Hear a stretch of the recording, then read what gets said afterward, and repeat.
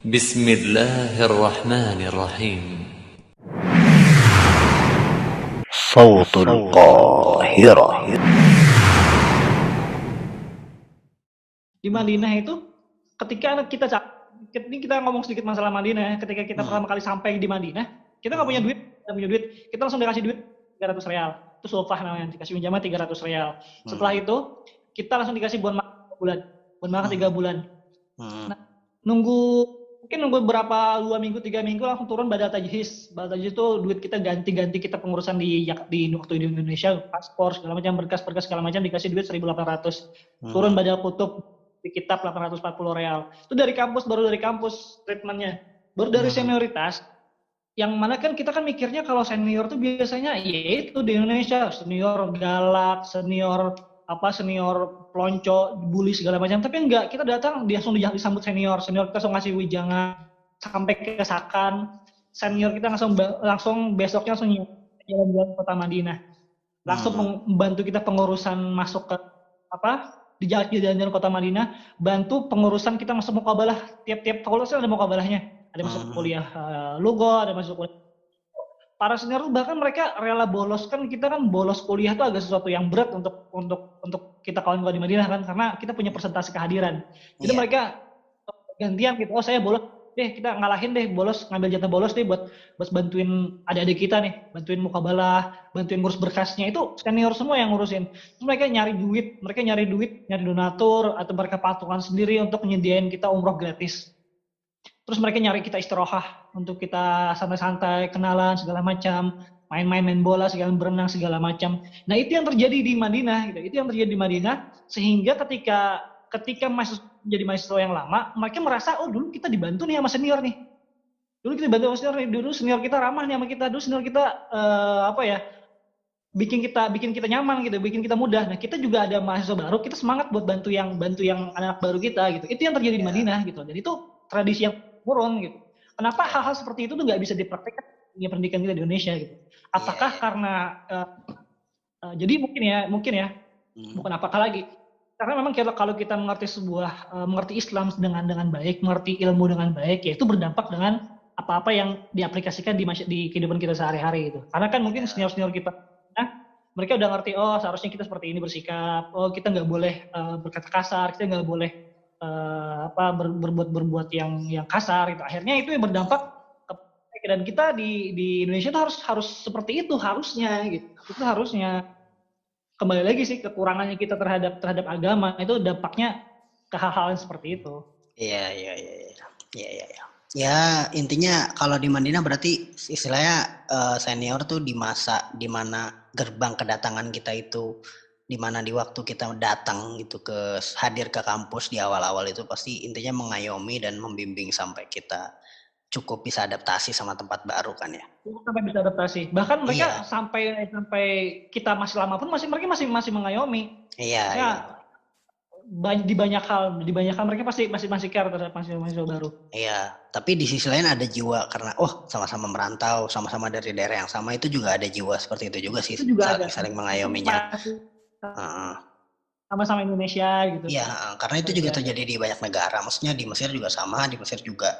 Karena kalau Azhar juga nggak ada, maksudnya secara kampus nggak ada ospek secara resmi dari kampus sih ya. Emang yang ngadain ya PPMI sendiri kan gitu, perhimpunan mahasiswa sendiri.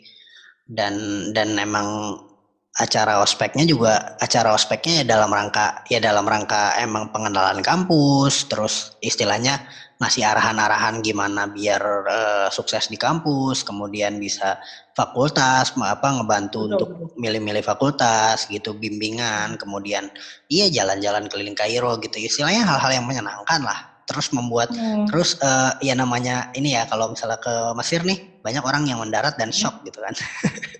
Mendarat dan shock melihat keadaan Mesir, dan akhirnya ajang bertemu dengan senior itu ajang saling menghibur juga bahwa kalian gak sendirian kok di Kairo, ada kami gitu, ada kawan-kawan kalian gitu. Jadi rasa mengayominya sih cukup terasa, cukup kuat sih kalau menurut Ana. Dan emang itu juga mungkin yaitu faktor emang karena kita juga jauh, sama-sama merantau, sama-sama jauh gitu ya, walau alam ya.